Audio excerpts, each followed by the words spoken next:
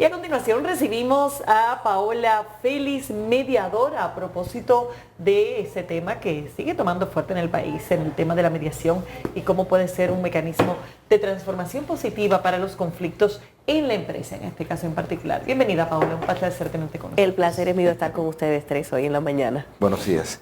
Cuéntanos, ¿qué tan común se está haciendo el uso de la mediación como un mecanismo alternativo de resolución de conflictos en el ámbito de las empresas? Mira, a la mediación le falta todavía un largo camino por recorrer, porque de hecho estaba aquí y justo me decía un abogado, ¿y usted a qué se dedica? Digo yo, bueno, a mediar conflictos interpersonales en las empresas para evitar la judicialización. Y aquí se hace eso.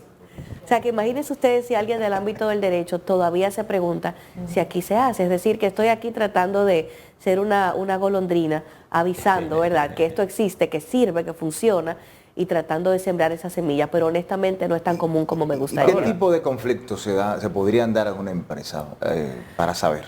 Mira, a mí me gusta siempre cuando hablamos de conflictos pensar en en Moore, que nos habla del círculo del conflicto, de las causas del conflicto, razones por las cuales se dan, no solo en las empresas, sino en cualquier ámbito. Están los conflictos de información. Por ejemplo, tú eres mi jefe y me das un mandato con información incompleta. Y yo te doy un entregable que no es como tú esperabas porque lo que me pediste no contenía tal vez todos los requerimientos. Conflictos cuando, por ejemplo, la información es confusa. Tú me das una orden, pero yo no la comprendo adecuadamente en el ámbito del trabajo. Y lo que te entrego, pues obviamente no te funciona. Conflictos, por ejemplo, estructurales, cuando tiene que ver con la forma en la que se toman las decisiones, que tal vez no hay equidad, no hay igualdad, no hay diálogo, se toman de manera muy vertical y la gente no siente que hay participación. Cuando hay, por ejemplo, temas de recursos, por ejemplo, un departamento tiene mayor acceso a recursos para hacer las cosas que necesita y otro departamento no. Conflictos, por ejemplo, relacionados a intereses, a malas relaciones, a mala comunicación. Es decir, hay un montón de razones por las cuales hay conflictos en las empresas. Por ejemplo, tenemos un logro en el equipo y fue producto de una idea mía como colaboradora tuya, pero tú como jefe te atribuyes esa creación y ese logro a ti mismo. Entonces eso empieza a generar también malos sentimientos, porque dice, bueno, mi jefe se atribuyó como propia una idea mía, no me dio el crédito. Y bueno, esos temas no por ahí va la debería cosa. trabajarlo, por ejemplo, gestión de recursos humanos. Mira, ¿qué sucede con recursos humanos? Recursos humanos muchas veces, aunque quiera, no es visto por el colaborador como un ente del todo neutral. Y de hecho la mediación, una de las particularidades y de sus cualidades principales es que es un espacio confidencial. O sea, cuando yo acudo a una empresa a resolver un conflicto entre, por ejemplo, don Percio y doña Laura, recursos humanos no se entera del contenido de esa discusión, ni siquiera se entera del contenido del acuerdo, lo cual permite preservar la intimidad y permite también crear un ambiente de total apertura y de total confianza para realmente poder llegar al meollo del asunto y traer acuerdos que realmente sean, digamos, mutuamente satisfactorios y funcionales para las partes. O sea que de verdad Recursos Humanos se apoya en personas como yo porque dice, va a ser más fructífero que sean escuchados en un espacio confidencial y que tengan la libertad y no tengan el temor de sentir que lo que van a externar puede ser usado en su contra más adelante, porque Recursos Humanos te pone pero también te quita. ¿Y cómo se da este tipo de modalidad de mecanismo en ese contexto? ¿Las empresas realmente están abiertas para buscar la asesoría de una persona externa que participe en ese tipo de procesos? Sí, están muy abiertos porque ellos ven el beneficio, como les digo, de que las personas realmente se puedan abrir y puedan llegar a soluciones que sean mutuamente aceptables con ayuda de un tercero, que es neutral e imparcial. Es decir, el mediador o la mediadora no es un juez, no viene a decir quién tiene la razón ni quién no, sino que viene a ser un canal para el diálogo y para la escucha, para que las partes puedan en conflicto escuchar la perspectiva de la otra persona, como decía don Percio fuera del aire, cómo es posible que alguien cambie su punto de vista al estar abierto a la escucha. Y sí, de verdad que están abiertos. Y le han visto la funcionalidad, porque cuando tú tienes un personal que tú valoras, un activo que tú has entrenado, que tú aprecias y que no quieres dejar ir, y tampoco quieres que ese conflicto crezca para luego judicializar y gastar miles de pesos y años en tratar de resolverlo. Entonces la mediación, al ser algo rápido y de alguna manera también mucho menos costoso que un juicio, sí es favorable para las empresas y ellas lo reconocen. Paola, he escuchado muchas veces decir que tenemos un problema de capital humano en el país, referido a las empresas, incluso en la política lo he escuchado. Gente que está en la política pero no tiene la preparación para ir a las posiciones. Estamos formando en las universidades gente con capacidad de poder tener esto, porque ha usado ahora el ejemplo, bueno, un mandato mal dado, una información inconclusa.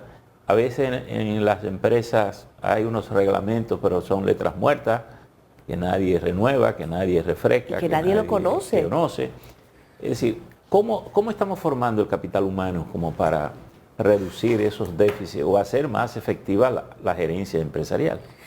A mí me gustaría que en cada carrera de nuestro país existiera la resolución alternativa de conflictos como una materia por lo menos optativa. Porque de verdad que la sociedad en la que vivimos es una sociedad donde no hay mucha apertura al diálogo, donde no hay mucha apertura a la escucha, donde la comunicación, que es tan vital para todos los seres humanos, resulta que es un eslabón muy débil en muchas personas. Es difícil comunicar con asertividad, con efectividad, leemos cada vez menos. O sea, yo pienso que el esfuerzo se está haciendo de alguna manera, pero definitivamente para poder mitigar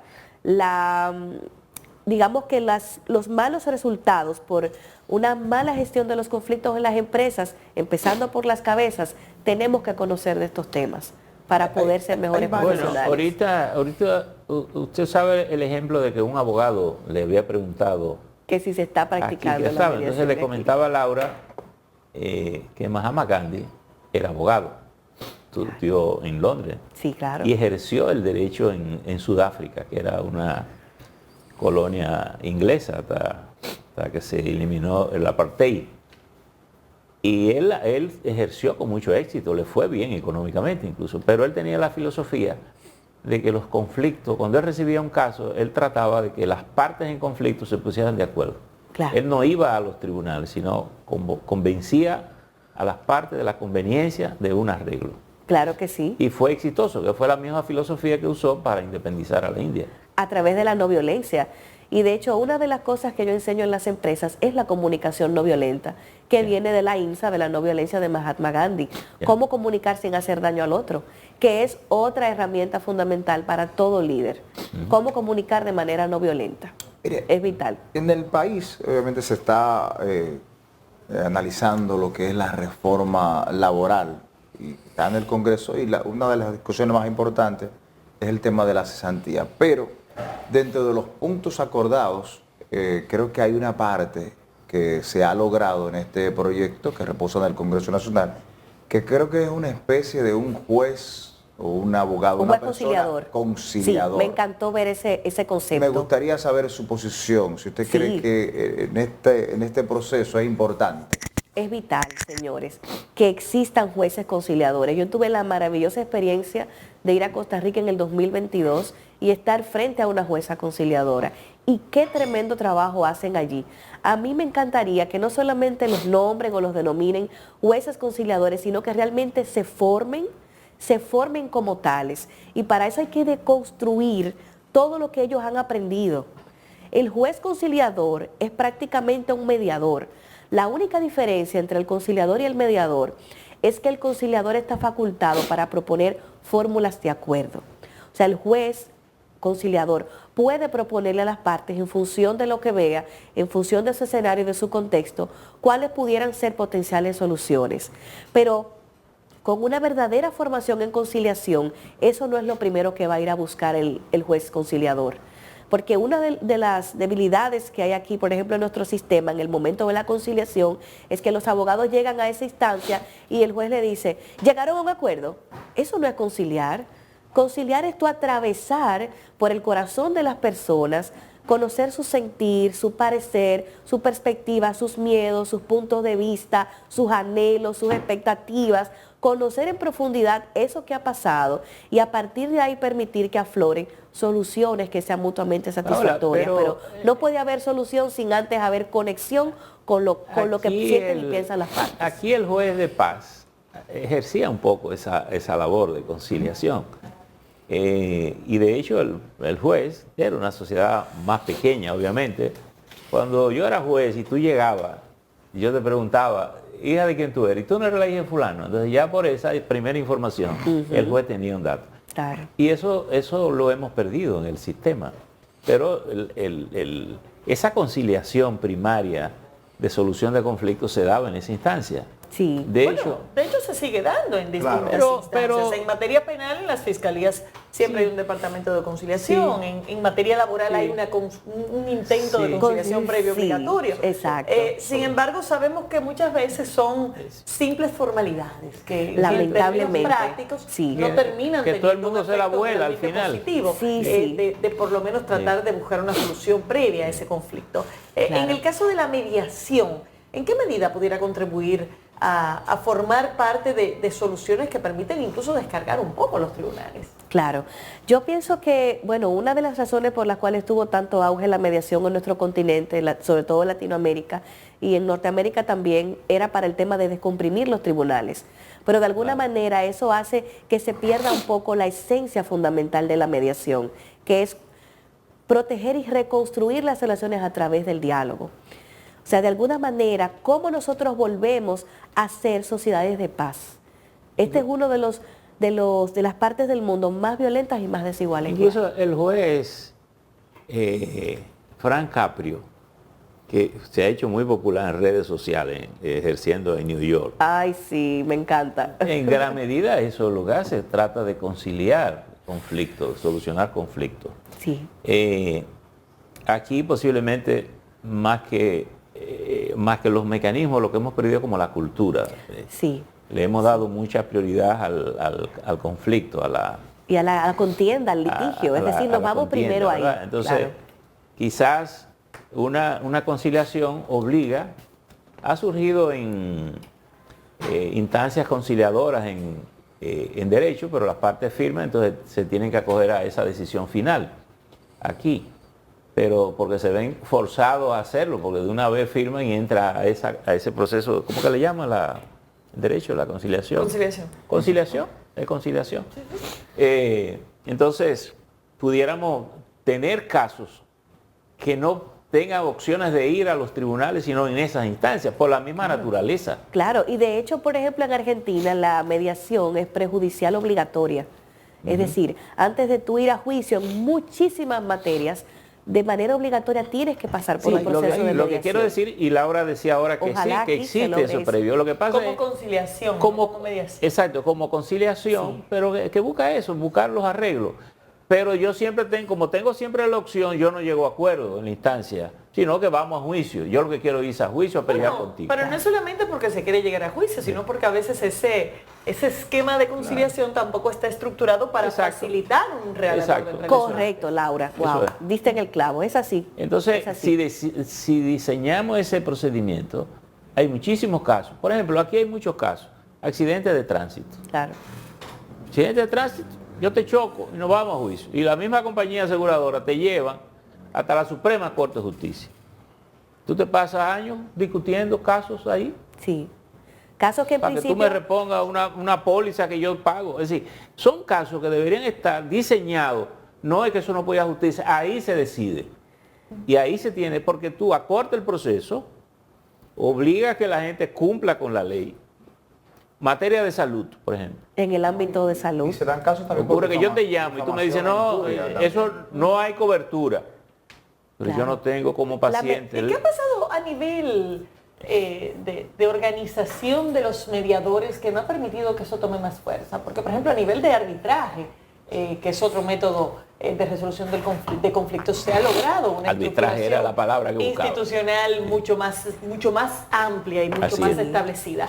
Sin embargo, la mediación, que es muy popular en otros países, por ejemplo, Muy en Estados popular. Unidos se usa mucho la mediación. Claro que sí. ¿Qué nos falta a nivel institucional y a nivel de organización de los mediadores para que realmente pueda tomar más fuerza? Y agregarle a eso los beneficios que pueda conllevar esto.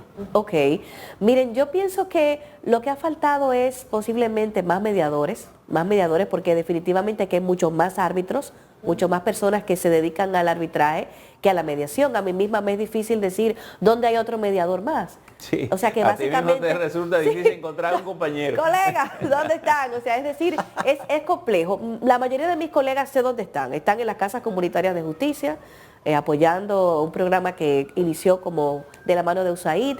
Están, por ejemplo, en el Tribunal de Familia. Están ahí, ¿no? Como colaboradores del Poder Judicial. ¿Cuál es tu formación Están ahí. básica? Yo soy abogada. Abogada. Sí, pero soy una y- antiabogada, y en el cómo- sentido de que lo mío es la mediación. Ok, Francamente. es decir, es un tema de actitud.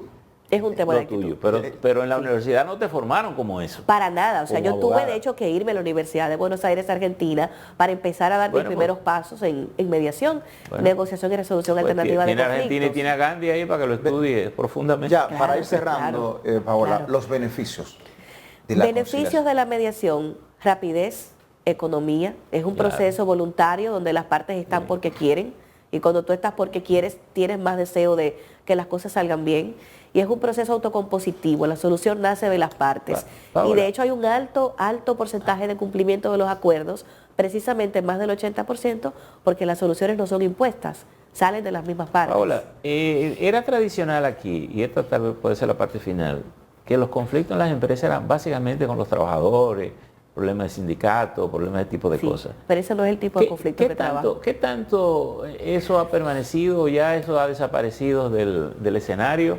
Bueno, los sindicatos cada vez son menos, antes Sí. eran más fuertes.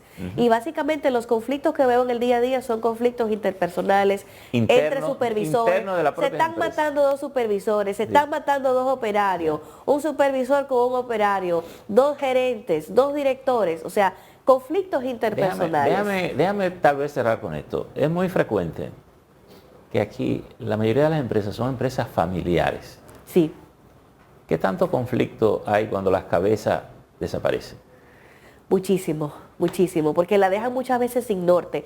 Hay un elemento muy importante que es el protocolo familiar, que ojalá quienes estén escuchando y tengan empresas familiares puedan empezar a desarrollar un protocolo familiar, porque es precisamente una gran herramienta que permite que esa sucesión a esas nuevas generaciones, esa transición, sea más certera y más efectiva y no se pierda en el camino la empresa. Se dice que ya en la tercera generación muchas empresas empiezan a desaparecer, precisamente porque no usan herramientas como esas. Muy bien. Paola, gracias por haber estado A con ustedes. nosotros y bueno, esperemos que la mediación siga tomando fuerza de alguna manera en el país. Ojalá. Despedimos Mi gran señores, a sueño. Paola Félix, mediadora. Gracias por habernos acompañado, Paola. Siempre. Vamos a una pausa, enseguida volvemos.